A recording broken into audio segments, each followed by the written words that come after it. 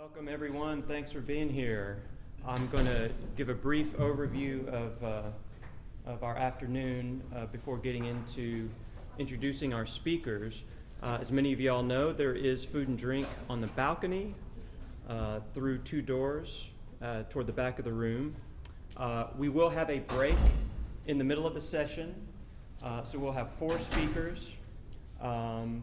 I'll introduce them shortly, but the first two will go back to back. Each speaker will talk for approximately 20 minutes, and then there will be a question and answer session for the first two speakers together.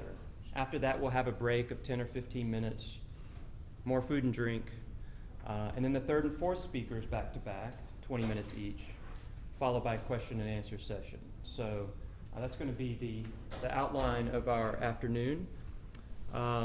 As you all know, this is the latest installment in the Saloom Chair Speaker Series. So this is my honor to host this series as holder of the Cali Saloom Endowed Chair.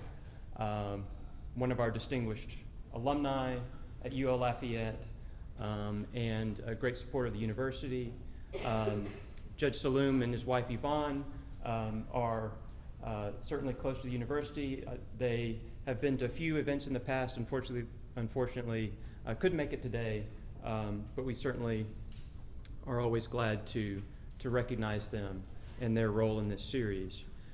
The series, as many of you know, is about comparative constitutionalism. It's about the importance of constitutions and constitutional politics around the world, and all of four of our speakers reflect that. So I will introduce the speakers briefly in order of their presentations, and then I'll give a fuller introduction of our first speaker, and we'll get started.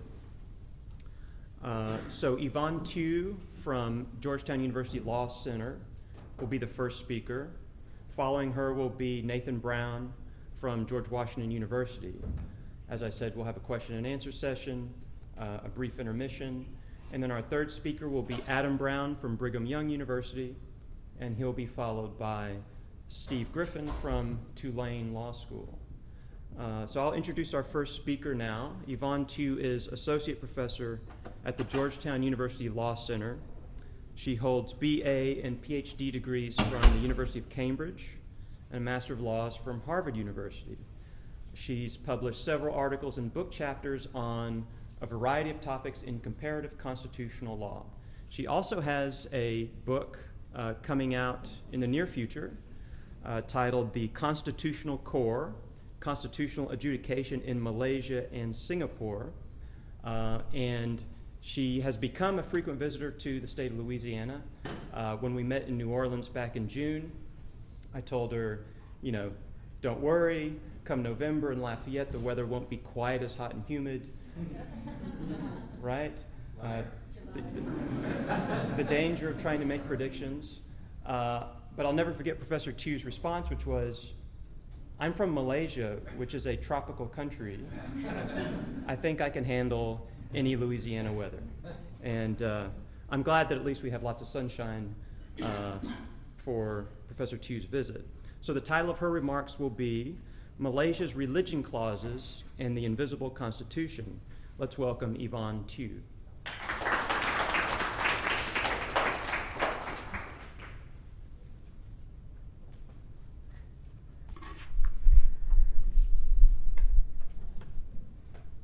Well, thank you so much, Jason, for this wonderful opportunity to be here, both at the University of Louisiana as well as in Lafayette. As Professor Baloy mentioned, I was in New Orleans in June, and for some reason, this has been my Louisiana year. So I was in New Orleans in March and in June, and now I'm in Lafayette here in November. But as I like to think about it, I was saving the best for last.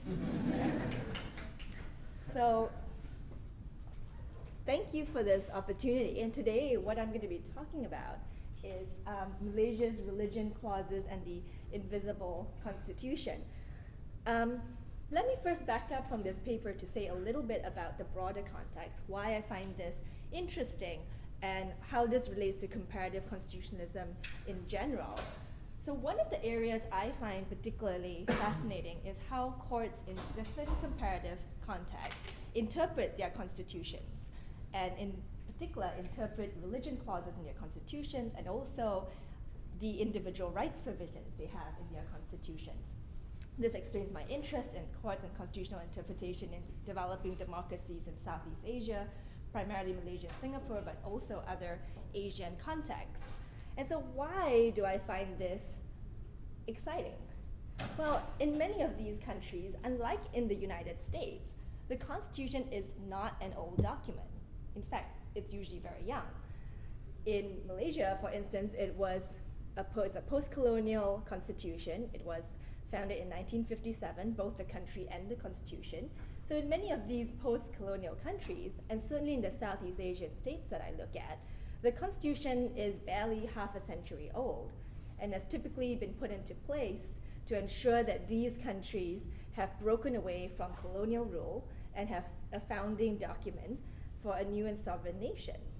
And these constitutions are not just new, but they are fragile.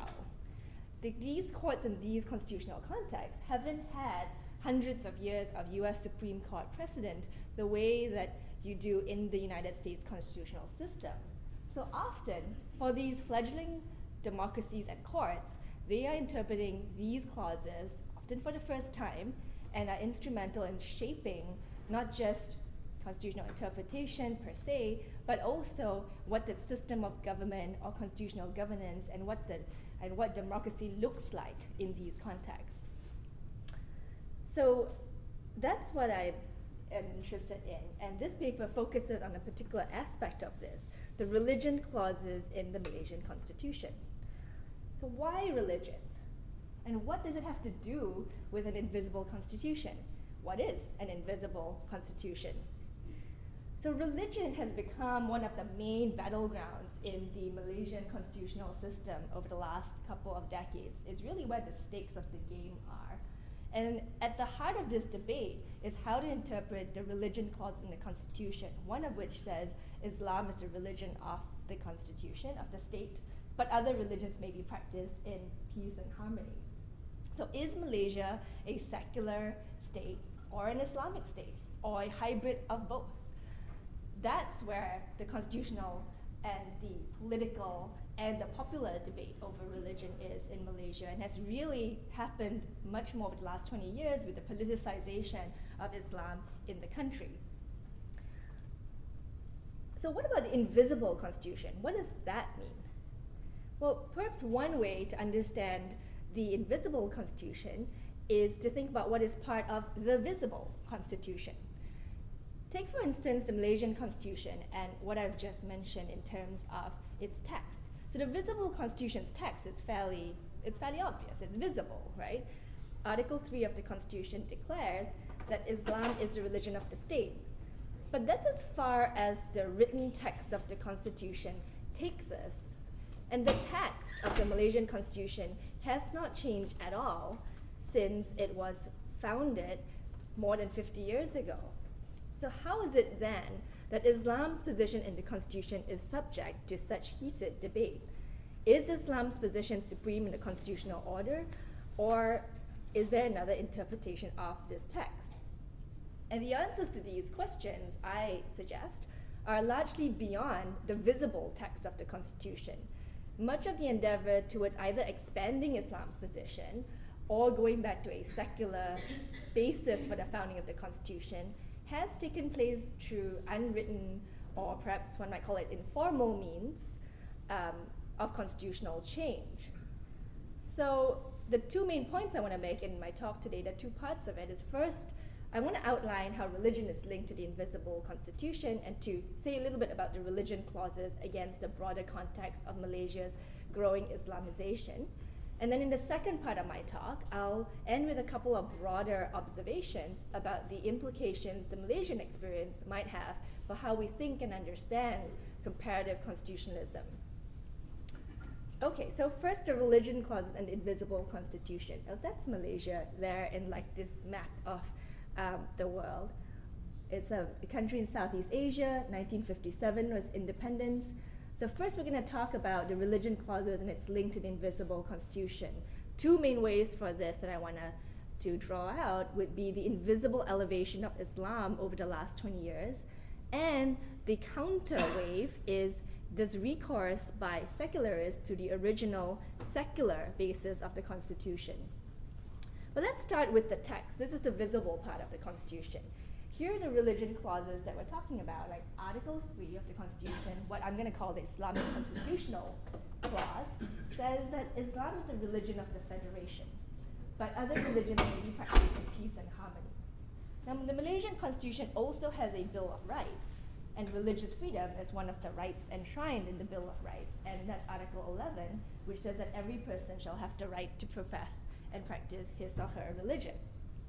So how have the courts interpreted these constitutional provisions so far?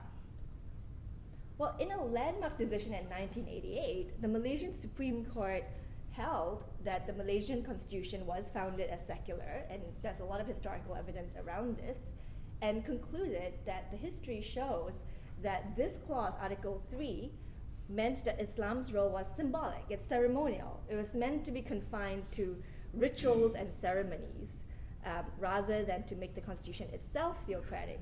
And it emphasized that the law in this country is still what it is today, secular law. And a subsequent Supreme Court decision 2 years later affirmed this. Yet, over the course of the last 20 years, judicial discourse has moved away from the Supreme Court's affirmation of the Constitution's secular basis toward prioritizing Islam's supremacy in Malaysia's constitutional order.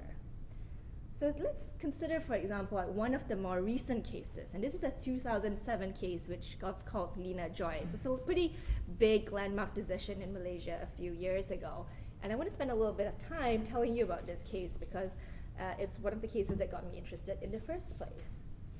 It's also, in some ways, a Malaysian Romeo and Juliet story, so who doesn't like cases like that, right? Lina Joy was a Malay Muslim woman, well, rather she was born into a Malay Muslim family in Malaysia, which under the Constitution, if you're ethnically Malay, you would be considered, your religious status would be Islam, like you would be considered Muslim, and that's on all your official documents, your national identity card. So she, as an adult, later on, Lina Joy converted to becoming Catholic. She converted to Christianity, she was going to church, and she met someone, and they wanted to get married. So her Catholic fiancé and Lina Joy wanted to get married. Right? So this was a problem, because in Malaysia we have the civil law that governs marriages between non-Muslims and non-Muslims generally, and then if you're Muslim, you come under, at least for family law, you come under the Sharia law, and that would mean for Muslims who are getting married, they would come under the Sharia law. Now, what are you going to do if you have a non-Muslim, i.e. Lina Joy's Catholic fiancé, and Lina Joy, who by all legal documentation is Muslim? There is no way for a non-Muslim and Muslim to get married under the laws of the country, which meant that for all intents and purposes, you wouldn't be able to legally get married, which has, as you would imagine, ramifications for your children and all sorts of other issues. So Lina Joy didn't want to, so went to the National Registration Department to get her identity card changed to have Islam taken off it, because she said, I'm not Muslim. I've converted to Catholicism. I'm Christian now. And the National Registration Department refused to change her legal documents. They said, without a declaration from the Sharia courts that she was an apostate. So they said, you'd have to go to the Sharia courts and get a certificate of apostasy confirming that you are no longer Muslim. Now, in practice, this is not a great idea, going to the Sharia courts, say declaring that you are no longer Muslim and asking for the Sharia courts to confirm this. Because in many states in Malaysia, first of all, under Sharia law, this is considered an offense, right? In many states in Malaysia, it could be punishable by fines, in some states by whipping, or mandatory detention at rehabilitation centers. At the very least, the Sharia judges, I think, would find it very difficult to give a living Malay Muslim person a certificate of apostasy. And so Lina Joy brought her case before the civil courts, the civil secular courts of the country, arguing that forcing her to go to the Sharia courts to get a certificate of apostasy in order to get her legal documents changed so she could get married or live her life was an infringement of her religious freedom right, the Article 11 right you saw just now. So it went all the way up from like the High Court, the Court of Appeal, to the Federal Court. This is the Malaysian Federal Court, called the Palace of Justice. And the Malaysian Federal Court ruled in 2007 that a Muslim who wishes to convert out of Islam could not do so unless he or she did go to the Sharia court to get a certificate of apostasy and refused to vindicate the Article 11 religious freedom right. It was seen as a humongous polarizing issue in Malaysia. There were crowds waiting outside the federal court for the judgment to come down, with Muslims and non-Muslims waiting to hear the decision. Here's the picture outside the federal court on the day, and there were cheers of Allahu Akbar once the decision was handed down, which sort of emphasizes how the entire case itself stood for the increasing sort of polarization between Muslims, non-Muslims, and the ethnic divides in the country, particularly between the Malays and the ethnic minorities like the Chinese, the Indians, and who are usually the non-Muslims in the country. What's striking about the judicial reasoning in Lina Joy, though, and this is why I'm drawing out the Lina Joy case, is that the Article 3 interpretation that the court provided was that religious freedom right can't trump any of this because Islam is meant to be, in their words, the main and dominant religion of the state. And this means that Article 11 religious liberty rights must be interpreted in light of Article 3.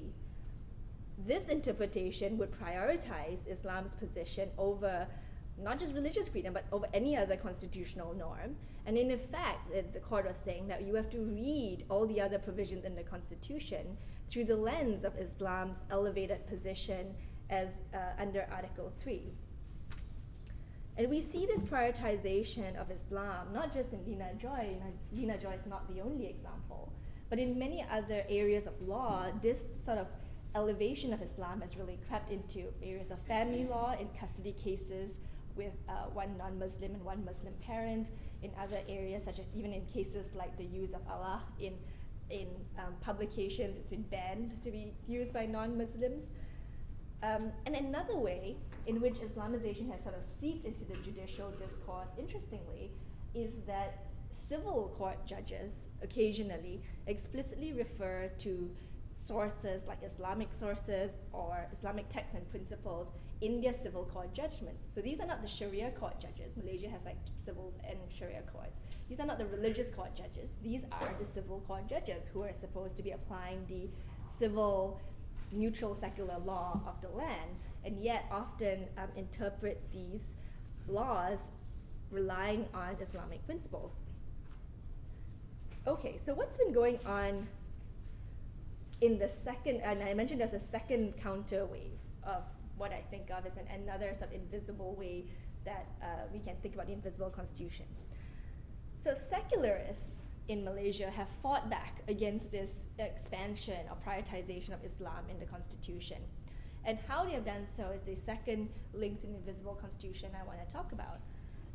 Because secularists defend the Malaysian constitution by resorting to originalist arguments, to argue that the Malaysian constitution was founded as secular, and historical evidence around the nation's independence showed that all of those involved in the framing of the constitution agreed that Article 3 of the Islamic Clause, to quote, will in no way affect the present position of the Federation as a secular state.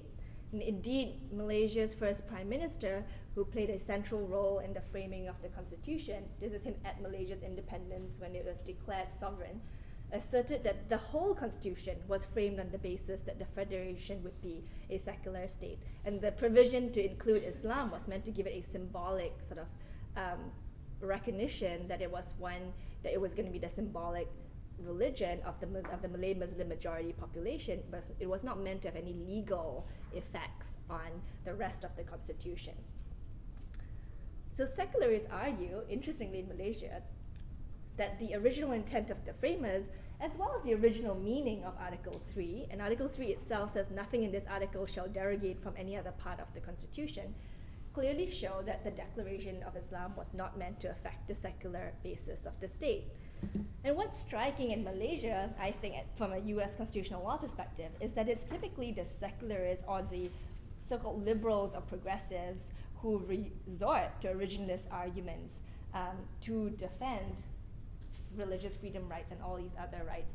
And originalism in Malaysia is also not linked with ideas of judicial restraint. Typically, it's to promote an argument that the judiciary should step in to either expand the individual rights provisions of the Constitution, or if you're an Islamist, would probably argue that should expand the scope of Article 3. Either way, certainly not a judicial restraint argument, which provides an interesting comparative counterpoint to the use of originalism in at least as frequently sort of mainstream assumptions of that in the US debates. Okay, so that's part one. So I'm going to end with a couple of broader observations of what the Malaysian experience tells us more generally. Like, what does this tell us? What does this Malaysian case study tell us if we're interested in comparative constitutionalism? And I suggest there's sort of three broader observations that we can take from this that apply more generally. And the first concerns the relationship between the unwritten constitution and constitutional change. Now, in many constitutional systems, the religious or secular character of the state is protected against constitutional change through formal constitutional amendment in some way. So if like some Islamic constitutions, like in Tunisia, for instance, specifically prohibit the provision stating that the religion of the state is Islam from being modified. Right? It says that you cannot amend this provision. Conversely, the Turkish constitution protects the principle of secularism through an unamendable constitutional clause. And some other constitutions like India use a implicit basic structure doctrine to do the same thing, to protect the secular nature of the state against constitutional amendment. In contrast, the Article 3 Islamic constitutional clause in Malaysia is not subject to any special protection whatsoever. It can be amended at any time, basically, by a 2/3 legislative majority in Parliament, like most other provisions in the Constitution. Interestingly, however, it's this provision, the Article 3 provision, that has arguably had the most far-reaching constitutional change over the last 2 decades. The text itself has not changed since the drafting, and yet the scope and the impact of its change is the one that I think has had the most impact for the Malaysian constitutional order. And it has expanded dramatically through unwritten constitutional change, or rather informal, invisible constitutional change through judicial and popular discourse. So what I find striking about the Malaysian example here is how it illustrates just how substantially the status of religion, or even the relationship between religion and the state in a constitutional order, can shift through means of constitutional change other than formal constitutional amendment, and also raises a question about why it is that the text has not itself been amended, particularly when it is not especially entrenched in any way. The second observation is one about constitutional history or originalism, originalist type arguments, as I've mentioned already. The story of Malaysia's religion clauses adds an interesting perspective, I think, to accounts regarding the use of originalist or historicist arguments outside the United States.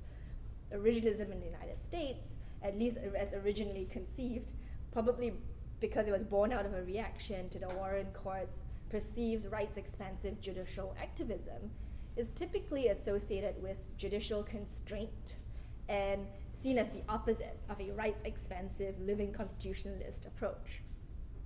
Whereas originalism in Malaysia is typically used to promote a form of progressive living originalism, and it is the liberals or the secularists who use these arguments to argue for a more robust and expansive protection of constitutional rights, and for judges to take a more active role doing so. So what does this tell us?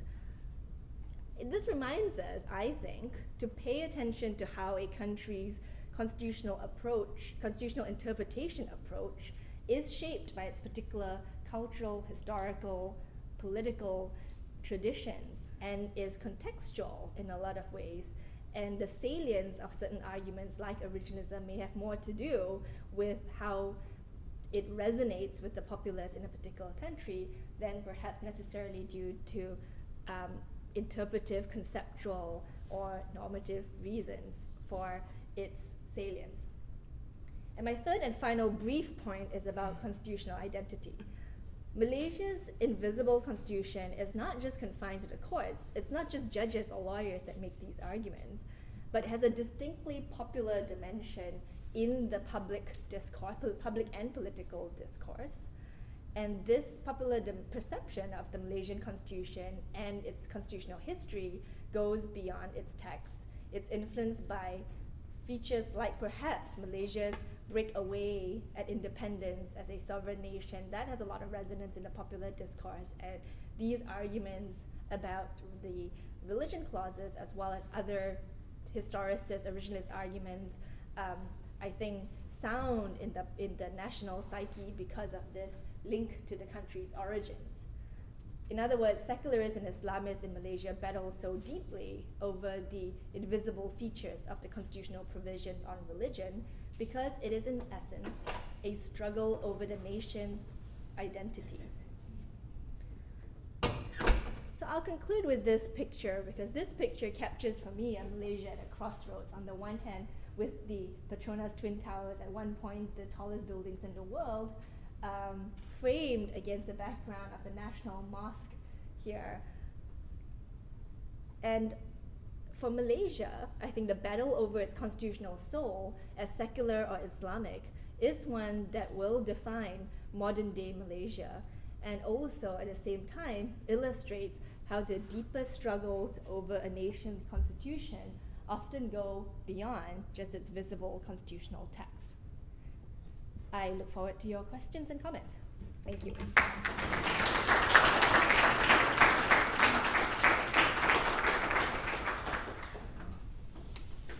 Thank you very much, Professor Tu. We'll introduce the second speaker, as I mentioned, and then after that we'll have a question and answer session for both of the first two speakers. And that second speaker is Professor Nathan Brown, Professor of Political Science and International Affairs at George Washington University. Professor Brown has published extensively on judicial politics and constitution writing in the Arab world. And in addition to his more traditional scholarly activities, he also has experience as a constitutional consultant in countries in the region in recent decades. One of the things I like about Professor Brown is he's a scholar of not only substance but style, as evidenced by some of his book titles, which I really love, and I'll just give a couple examples. One of his earlier books was titled Constitutions in a Non-Constitutional World, Arab Basic Laws and the Prospects for Accountable Government. And a more recent book is titled When Victory is Not an Option, Islamist Movements in Arab Politics. And until about midnight last night, some Chicago Cubs fans probably could relate to the phrase when victory is not an option, but no longer, of course. Professor Brown has a new book just out or about to come out titled Arguing Islam After the Rebirth of Arab Politics, which incorporates some of his research on events since the Arab Spring of 2011.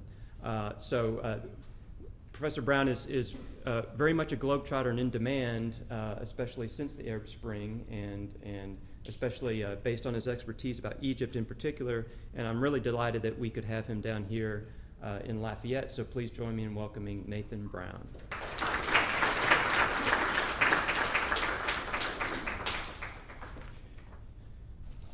Thanks a lot, Jason. Thanks for that very kind introduction. And just one brief note, Jason, you mentioned that it was your pleasure to host this, and what people probably thought was, oh, that means that what you do is you stand up here and you introduce us, and maybe you decide who to invite and so on. But no, he takes hosting very, very literally. So we've been driving around town, taking to breakfast, lunch, and dinner, and so on, and hoping not to sort of trigger the weight restrictions on the flight back because of his hosting. So I'm very grateful to that. I'm going to talk about some of the same issues that Yvonne just did about Islam and constitutionalism, but in a very different context. And I should explain how it was that I got interested in Arab constitutionalism and Arab constitutional law, because it's not an obvious subject. Well, after I finished my dissertation, I was interested in a second research project, and I asked a colleague of mine who was an expert on the international legal regime governing Antarctica, how he had picked this as a subject. And he said, oh, it's very, very easy. He said, even if I do it badly, I'm one of the top people in the field. And I thought, I can do that. And my project succeeded. The book that you mentioned, Constitutions in a Non-Constitutional World, I was delighted to see a book review that actually said this is the best book in English on the topic. What the reviewer failed to note was that it was simultaneously the worst book and actually a perfectly average book, because it had at that point zero competition. So that's how I got interested in it. Since then, a lot of other people have gotten interested in it, so I don't know where I rank, but for a moment I was number one on a list of one. But why is it? Why is it that Arab constitutions didn't attract much attention? I think for an American audience, there's something about what constitutions are in an Arab context that is a little bit unfamiliar. We come in with an image of what constitutions are that are sometimes based not necessarily on real American history, but an idealized version of what constitutions are. So constitutions, one thing they are constituting documents. They create a political system where one did not exist before. We also think of constitutions sometimes as constitutional politics being sort of meta-politics. It's politics above politics. Constitutional moments are special times at which people speak in a constitutional voice, and this happens very, very rarely. And in procedural terms, it's very difficult for them to do so, and then in political terms, it's very, very difficult to get an entire society sort of speaking and making these fundamental rules. And third, we often think about constitutions as about limiting government, telling government what it can do, but also where it cannot go. Now, I'll leave it, as I say, that's kind of an idealized image. I'm not sure it fits American reality, but we've got two papers by people who actually study it. I just live here, so I've got my suspicions about how well that story fits the United States, but I'll leave it to others to make a final judgment. But it colors a lot of what we mean sometimes as Americans when we talk about constitutions. And in an Arab context, those aspects don't necessarily fit all the time. Some of them fit actually badly. There's variation from one country to another and over time, but generally constitutions are much more frequently written by existing regimes. They don't constitute a political system. There's an existing regime that is in place. It finds some reason to write a constitutional document. And so that's a little bit different. And constitution writing is also, in many ways, we don't think of it this way because we've had a single constitution since, since the 18th century, but constitution writing is often an iterative process. And again, this is not unusual in the world. The average length of a country's constitution is around 20 years. And in the Arab world, they get replaced very frequently. So what they'll often do is sort of take out the old constitution, think what political circumstances have changed, how do we want to write a new one? But constitution writing is, as I say, sort of an ongoing iterative process rather than sort of some very special moment. And constitutions are very often about empowering government, telling it or giving it tools to do things that it otherwise wouldn't be able to do, or doing some things for those existing political authorities in some way, shape, or form. And what I'm going to try and do is to illustrate this by taking a look at religion clauses, and especially those governing Islam. And again, there is some parallel to the Malaysian case. Some of the same questions arise, some of the same constitutional language is used. In my mind, generally in the Arab world, not always, but generally the political context is very, very different. So the story that Yvonne told you was about a story that takes place within basically a democratic context, and also a context in which there is political contestation, real tussling. She talks about various points of view, kind of fighting out what these things mean. Various political actors, various ideological orientations, various conceptions of national identity, various institutions, and so on.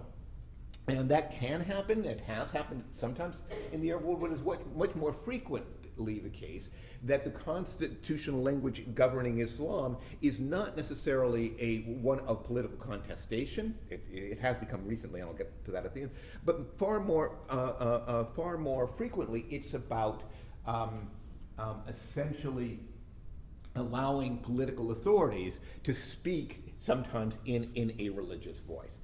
So most Arab constitutions do establish an official religion, and the language doesn't look all that different from the Malaysian case.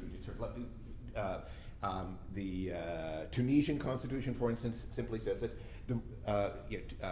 Tunisia, the religion of Tunisia is Islam. When you think about that for a second, what does that mean? Okay, if I say so-and-so is a Muslim, I have some idea of what that means. Right? It involves certain rituals and practices and beliefs. States don't have beliefs. They don't pray. They don't make the pilgrimage to Mecca. They don't fast during Ramadan. What does it mean to say that the religion of a state is Islam? Nobody really knows, and nobody really cared, because what these provisions usually came very early in a document, and they were essentially equivalent, I think, to a constitutional preamble. They were sort of basic declarations of core values that did not mean to have legal content. They didn't mean necessarily to be affecting legal practice in any way, shape, or form. What they meant to be doing was to telegraph to the society that you've got a government in place, a political system in place that observes the basic values and core beliefs of the society, and that's about it. But things started getting, again, constitutions were often tools, and they were ideological tools. Sometimes regimes that wanted to shift ideological orientations would often amend the Constitution or come out with new constitutional documents to show the different direction. And what I'll do is I'll take a specific case, the one that I know best, which is the Egyptian case, and trace a certain kind of constitutional language that actually does sound like it has legal content, and show you how I think it may mean the exact opposite of what you would think it would mean. We're used to, again, Americans come in, and before the ink on our Constitution was dry, it was already amended to bar the establishment, to bar Congress from establishing a religion. In the Arab world, it's just the opposite. It is one of the first things that they do is to put religion in there. In the international terms, that's actually not unusual. The Americans are the outliers a little bit here. Well, I shouldn't go quite that far, but it's certainly not uniquely Arab to have an official religion and to have some kind of provisions for specific religions in a constitution. But in the 1970s, Egypt began to go a little bit farther, and the reason was that there was a regime that had been in power that had basically presented itself as a socialist regime to the population. And there were reasons why a new president came in, Anwar Sadat, who wanted to draw back from that a little bit. And there were a variety of reasons for that. Some was that the state was fiscally strapped and could not afford to meet the socialist commitments. Some was international in orientation. He was interested in reorienting the country away from the Soviet bloc and probably more towards the United States. And there was an institutional reason as well. There was a sole political party, the Arab Socialist Union, that was controlled by his rivals, and he wanted to cut them down to size a little bit. So he wanted to dial back the socialism and had to put something else in there in this place.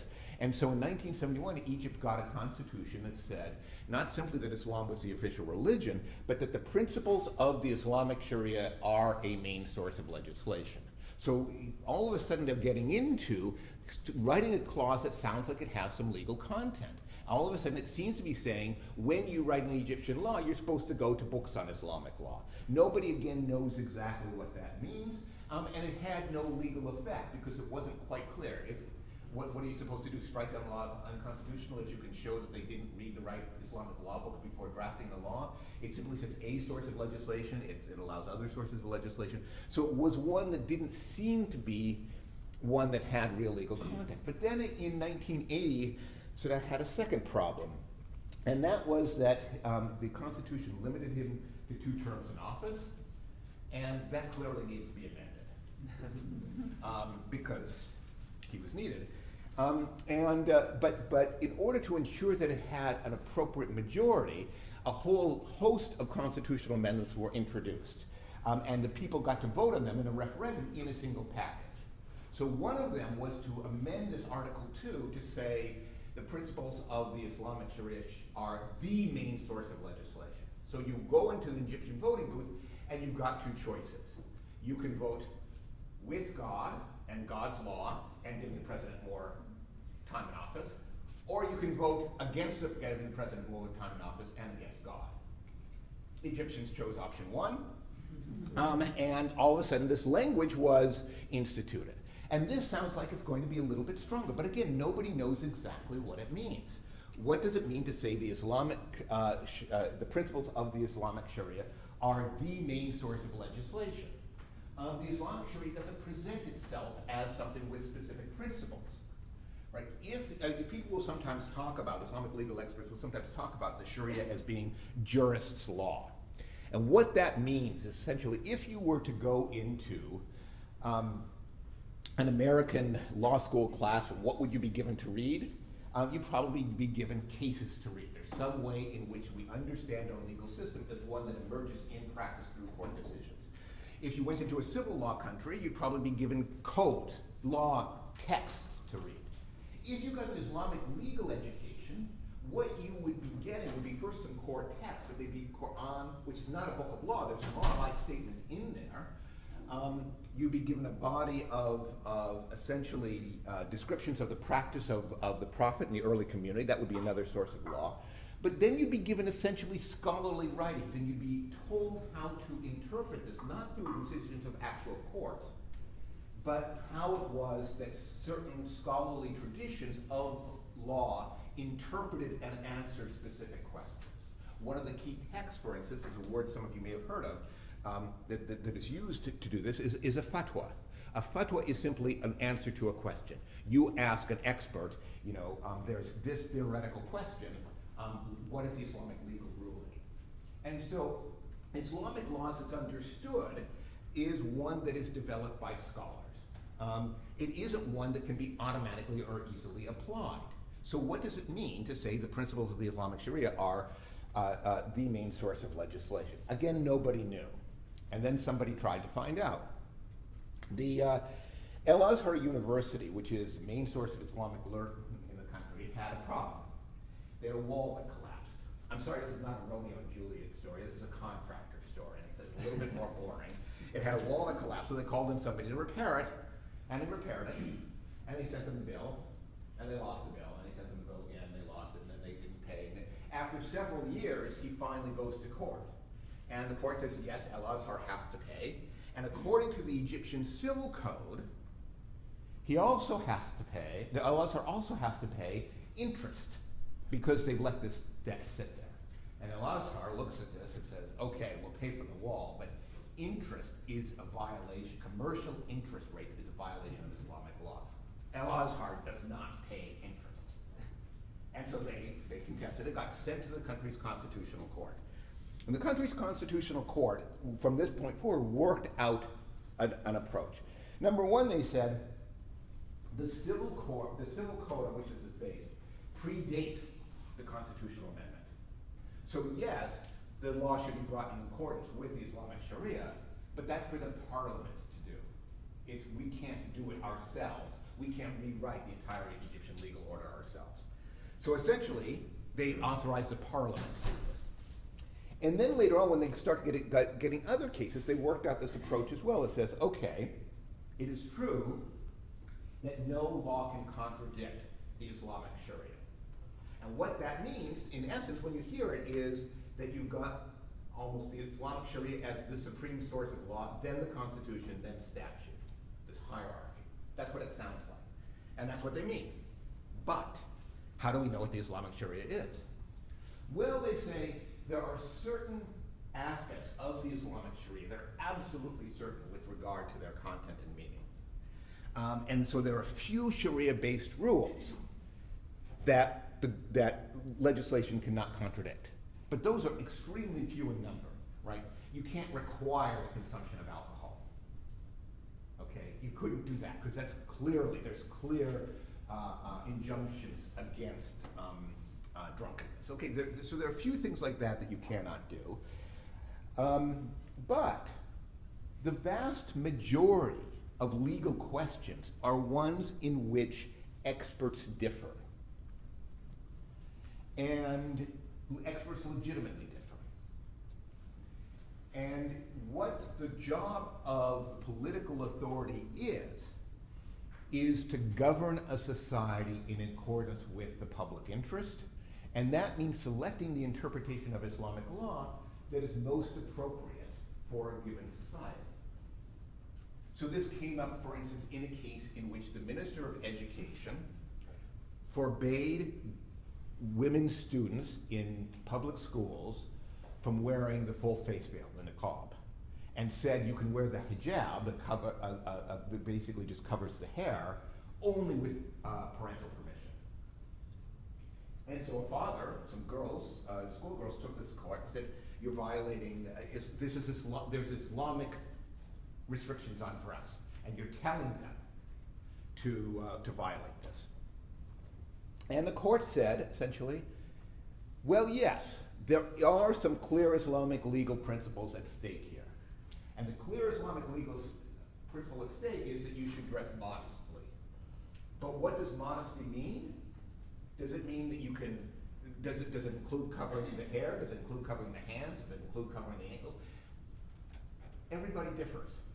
There's no uniform answer to this question, and therefore the Minister of Education, in his capacity as a public official authorized to oversee the educational process, can pick the interpretation that is most suitable, and that is what he has done. So it's fine. So in essence, what this has the effect of doing, a lot of religious provisions have the effect of doing, is sound like what they're doing is subordinating the state to Islamic law, but in a deeper sense, what they're doing is subordinating Islamic law to the state. Effectively, Islamic law is what the ruler says it is. That's an exaggeration, but it's not an incredibly unfair exaggeration. One other quick example of how this happens. There are religious freedom provisions in most Arab constitutions, and they don't necessarily sound all that different from the Malaysian clause we just hear. But there's something that I noticed that they would do. They would talk in terms not of freedom of conscience or freedom of belief, but freedom of creed and freedom of practice. And what that means, essentially, is, let's go back, so when I was talking to you, she was talking about something interesting that would sound a little bit unfamiliar to you. What it says on official papers about religion. I remember having a discussion once with an Egyptian friend of mine when he asked me about my religion, and I started giving him a very, very long-winded answer about my attitude towards God and prayer and heaven and all this kind of stuff and revelation. He just thought, no. I'm not asking you what you believe. I'm asking you what your religion is. What? He said, come on, just show me your ID card, and then I'll know what your religion is. And my ID card doesn't speak on such subjects. It just says when I was born and my height. He used to say my weight, but now I think people just aren't real honest there. So it doesn't say weight anymore, much less religion, right? But religion is a legal category. The law that you are governed with in matters of marriage and divorce and inheritance is governed by what religious community you're a member of. So if I were to say, well, on these kinds of questions I feel a little bit Christian, but I'm sort of agnostic when it comes to this, it'd be like me asking you, what is your last name? And you saying, well, I have sort of a difficult relationship with my parents. And no, that's not what I'm asking. I'm asking you legally, what are you? And so the references in constitutions to freedom of creed and freedom of practice essentially mean, I would summarize it, you are free to pick whichever religion you like from this approved list. And here's 16 to choose from. Choose one. And also, because of some of the issues that came up in Malaysia, if you choose Islam, don't change your mind. That gets a little bit difficult. Whether it's legally possible or not has been contested in some Arab countries, but it becomes essentially very, very difficult to do.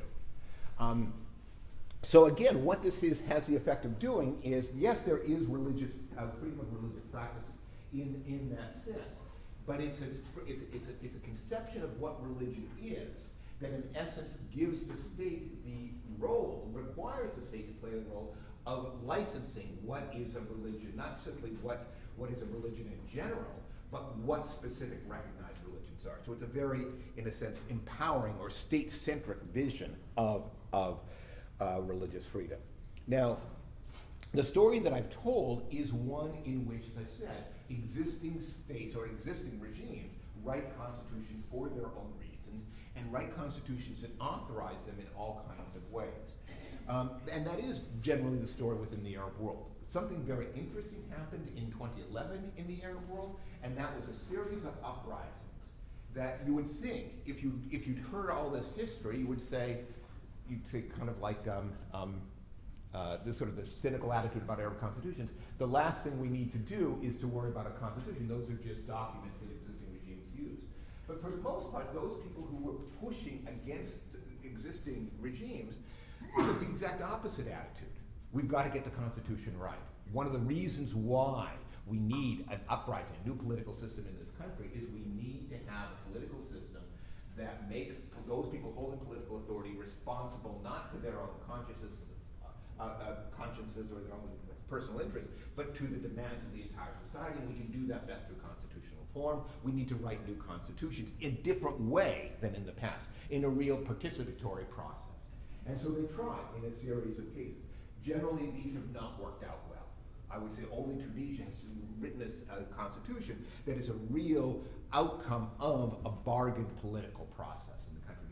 All other experiments in this direction in the Arab world, I think, have failed to produce that kind of constitution. But what it has had the effect of doing is, I think, introducing a new attitude about constitutional politics, that constitutional texts are ones that are not simply to be tools by existing regimes, but are ones that are to arise out of real contested politics among real political forces. And what the legacy of that the period of authoritarian constitutions that I've talked about, is to ensure that any time people within Arab political forces contest about the meaning of the Constitution, they're not simply talking a legal language and a political language.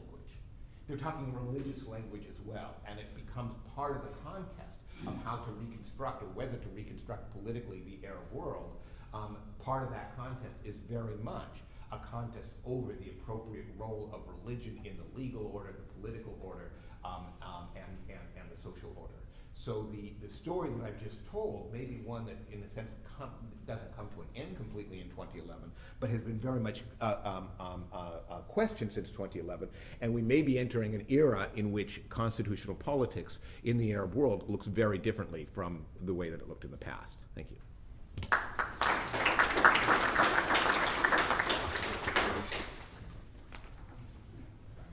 Thank you, Professor Brown. I'd like to invite the first two speakers to perhaps take a seat at the front table. For the purposes of the question and answer session, questions can come from the audience. I will moderate and recognize questioners, and then our first two speakers can field them as appropriate.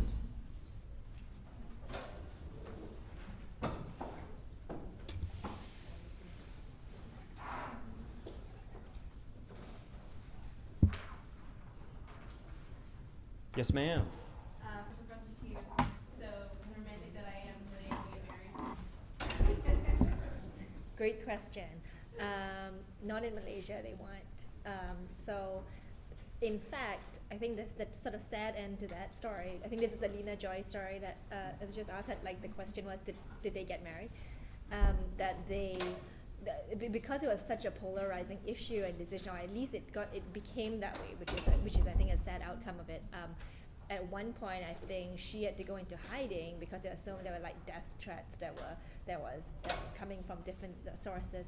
This is not necessarily typical, but I think like there were some issues that it flamed in the society, and I think what eventually ended up happening. So it's not so.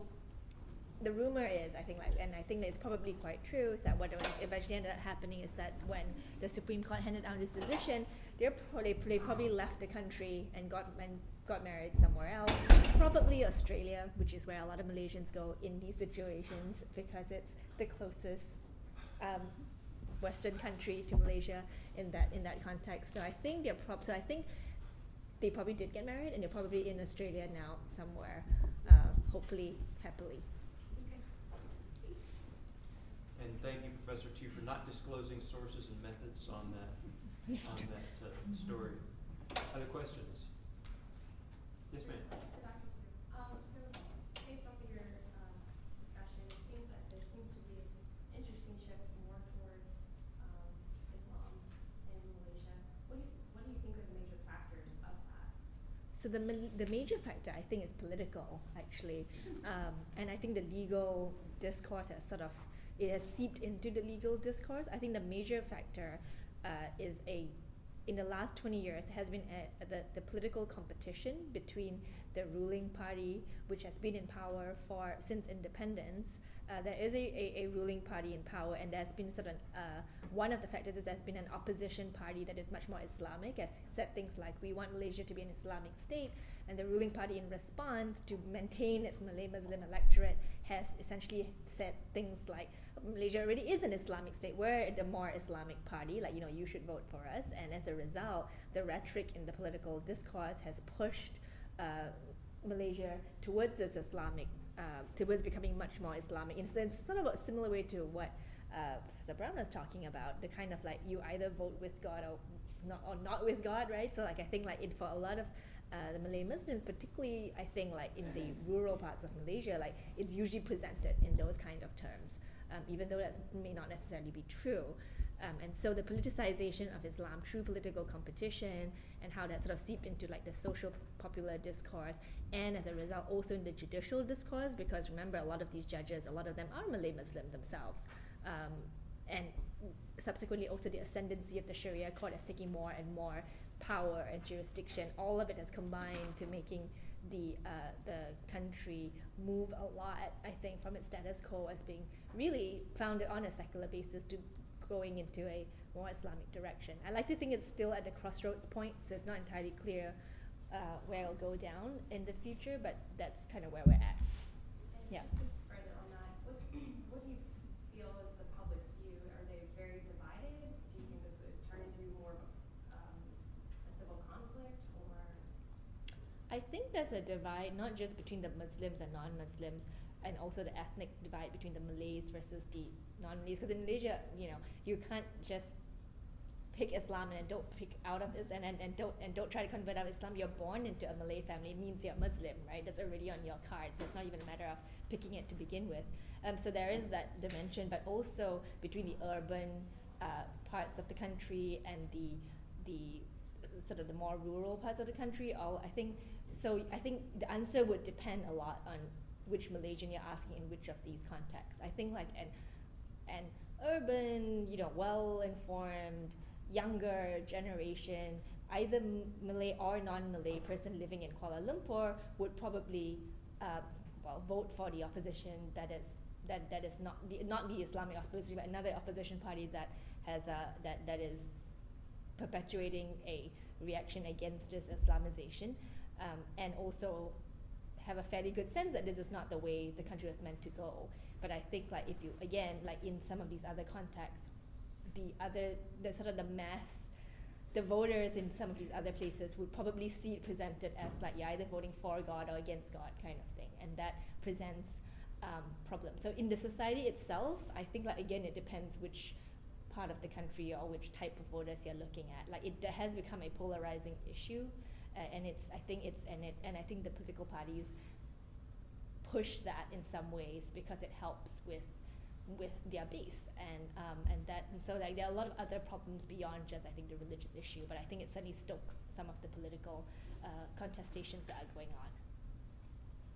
I have a question for you, not to Professor Tu, but so you talked about the Arab Spring's influence and new attitude it brought to our constitutions, and you talked about how most of them have pretty much valid. Most of the constitutions aren't still in existence or being practiced. But if that's the case, then in what ways has it influenced? You talked about Tunisia, how it was successful, but why haven't these other contexts work, or what could they do to make them work? That's a great question. It becomes much more difficult to write a constitution when you've got a highly energizing but also highly polarized society. So what I would say is that What happened in 2011 was that you had a series of uprisings against regimes, and it was very easy for Arab publics in some societies to overthrow, to basically make the old regime go away, or in a couple other societies to put real pressure on the rulers and get concessions from them. But politics was very much then between this sort of very loose coalition and the regime. When the loose coalition started looking at each other, there weren't good mechanisms in place for them to come to produce any outcome. And that's essentially what happened. So you have constitutional processes that kind of went off the rails. And so I would say essentially the main problems were procedural in nature. How is it that you get a society which is deeply divided on some of these questions to hammer out a text? It's difficult for most societies, and it's difficult to do so in a hurry, and it's also difficult to do so if you have no real, I would say, no real sort of mechanisms or traditions in place for people of different orientations to talk to each other. So that's essentially why it went off the rails, I would say, in most cases. So like heated context, so like in India, they had that same ethnic divide and that serious, huge context, but they had the time and the patience and maybe not the heated aspect, like you're talking about, like they were so heated, no one was willing to compromise maybe, whereas India, they were. Yes, I know it's yeah. two different like religions and Yeah. stuff, but they still had that same ethnic religious divide within the country. It depends on the country. In some places it's ideological. In some places it's ethnic. In some places it's sectarian. But yes, in all these countries they have just two deep divides, and there's often a suspicion on the part of minorities that if they authorize a constitution that is democratic in any way, that those democratic tools will be used against them. So ethnic minorities, religious minorities, regional minorities get very, very suspicious of this process. Even ideological minorities get very suspicious of the process, and they don't really trust a constitutional text as, or they don't really have any way of necessarily enforcing their will, and they don't necessarily trust the constitutional offers that are being made to them. You have mentioned that in the Middle Eastern countries they change their constitutions every 20 years or so. Wouldn't that create some type of instability, or how are they managing that? The 20-year figure is actually a global figure. That's how long Okay. constitutions last. In the Arab world, it's probably, I would guess, I haven't counted, but I would guess it's probably a little bit more frequent than that, but not a lot more. Does it create instability? No, not if the regime change stays the same, right? And that's essentially what would happen, is that you would have regimes that would reorient themselves for some reason. Or you might have a mild regime change where a specific ruler goes out and another one comes in, and they decide to do a new constitutional text. So if constitutions are playing that different kind of role, no, it doesn't have that kind of destabilizing effect. I don't Well, think. does it affect anything with the judicial branch or anything like that? Or no? With their interpretations of the Constitution? That's a great question. What I would say is that judiciaries tend to be fairly weak in the region. Okay. There are exceptions, and the Egyptian Constitutional Court, which I mentioned, is actually a fairly strong court. I think one could be emerging in Tunisia, and there have been isolated cases in other countries, but they don't really have the experience of constitutional change, so we don't know exactly how they will handle it. The Egyptian Constitutional Court right now will be faced with a whole series of cases because this country has a new constitution since 2014. Most of the country's legislation was written before that date, and some of it is arguably unconstitutional. So if you can get a case to the court, you can challenge an awful lot of the Egyptian legal order that way. How the court is going to handle that, I don't know. So it's a great question that at this point has no answer, but we'll see. Mallory? In the Lena Joy case, there was two different courts. There was a civil court and then the Sharia court. But eventually, like the civil court kind of gave in to the Sharia court. So is one higher than the other, or is it again the whole case of voting against God? It's a great question, and one that has become like at the stakes of the debate now in Malaysia. So I think, okay, so two answers at two separate points in time. As originally conceived when the Constitution was created, the civil courts were clearly hierarchically superior, i.e. like, you know, it was a British former colony, it was just like a regular civil court system, with the exception that certain states, because Malaysia is a federation like the US, states could, if they wanted to, provide for state religious courts that would only have limited jurisdiction over family law matters, for instance, inheritance, personal status matters, in other words. And that was supposed to be so Muslims would be able to access those courts under the Sharia law. What has happened because of the expansion of Islam generally is that the Sharia courts are now seem to have risen in status, in the sense that, and you're quite right to pick up on the fact that it's partly the civil courts, because now the idea has always been like the civil courts are not going to review anything under the Sharia court's jurisdiction. Why? Because, well, they're coming up with different sources of law, as religious law. If they're going to do an inheritance dispute based on Islamic religious principles, it would seem strange for the civil courts to step in and say that's wrong, because the civil courts are applying a different civil law.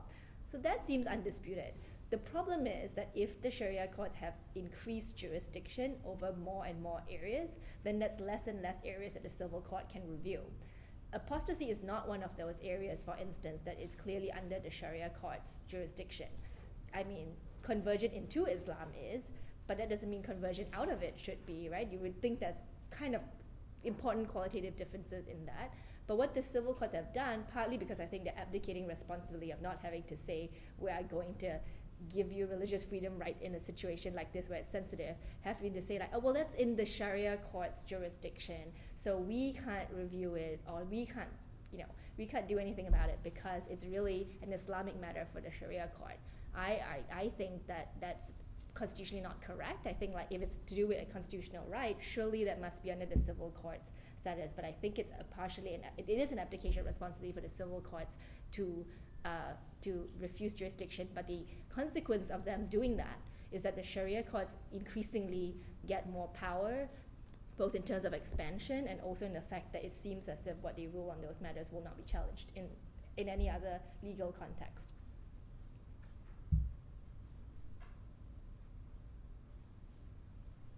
Go ahead, Grace. For Dr. Tu, speaking of the Sharia courts, you had mentioned earlier with the case that for the woman, she was leaving her Muslim faith, she had to get approval and consent from the Sharia courts.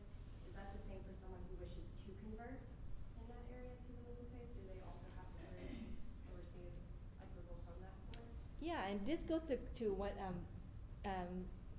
when we're talking about it's a legal status, that it comes out on, say, like official documents. So yeah, in some ways I think like if you want, say, to change your legal documents to show that you're now Muslim, interesting fact, in Malaysia it's only if you're a Muslim that says Islam on your national identity card. It actually doesn't say anything if you're any other religion. So it's only Islam that has this special status, right? And so I think if you wanted to get your documents changed to say that you're Muslim, you would have to go to the Sharia courts and get a declaration that you have properly converted into Islam and that you're Islamic. As far as I know, it's fairly easy to get that approval from the Sharia court, I think. And so I think converting in is not the issue. The problem I think what the civil courts, and this goes by the other question I have then said, is like, because you have to do that to convert in, that means that you must go there to convert out, and they have to give you a similar letter, but this time saying that you are no longer a Muslim.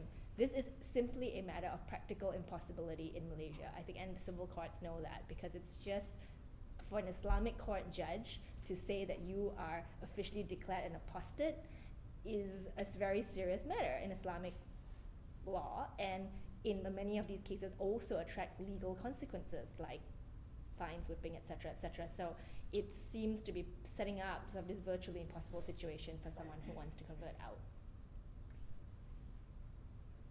Yes, sir.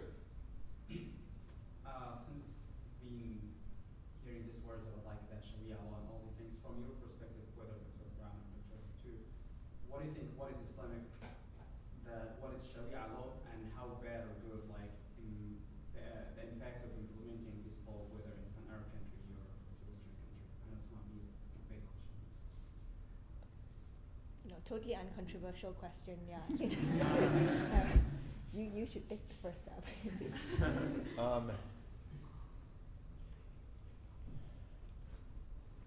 I think the important questions about Islamic law, people will go to issues like apostasy and so on that are fairly difficult. The real questions about Islamic law, I like to say, are the who questions rather than the what questions. Even on the issue of apostasy, there are minority interpretations of Islamic law that would essentially allow apostasy with specific restrictions. So to me,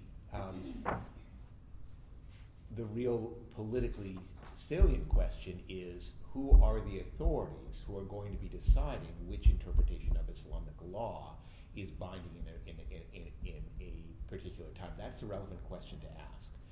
And I guess if you're asking for my personal orientation, it would be to say that a political system which essentially empowers state officials to do that is one that's going to run into trouble, and it's going to tie itself in knots in all different kinds of ways. And interestingly, one of the people I've heard who've made that argument in an Arab context is Rashid al-Ghanouchi, who is a leader of an Islamist movement in Tunisia. And he basically says, well, we don't want French-style secularism that's essentially hostile to Islam in the public realm. But Anglo-American secularism doesn't sound so bad to me, because what does it mean? Why is it that the state should be deciding who is going to be preaching in which mosque? These are things that should arise organically from communities of believers. That's a minority even among Islamists. I mean, he's regarded as a little bit of an outlier. He's basically head of a movement that's ideologically associated with the Muslim Brotherhood. That's a minority interpretation, but I think that you are beginning to hear those kinds of voices, ones that begin to say, normatively, from an Islamic legal perspective, this is a legal tradition that we have to understand as one that has to operate and in the hearts of believers, and not simply one that is imposed by states.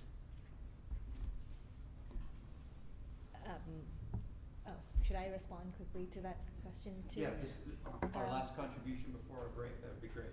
Okay. So I mean, it's a great question. And it deserves a much sort of deeper answer. And broad part, I'm very much in agreement with what has just been said about that.